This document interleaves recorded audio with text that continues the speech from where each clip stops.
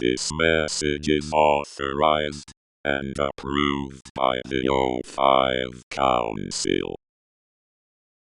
If you are seeing this, that means a dangerous entity is in your area. This entity is known as SCP-106. The following is advice you should take for survival. Stay away from walls. If possible, stay away from the ground. Do not approach or touch any black liquidy substance. If you see SCP-106, do not attempt to fight.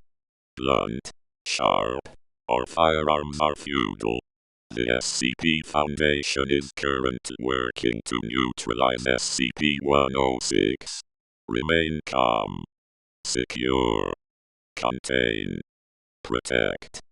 It's a carousel of color.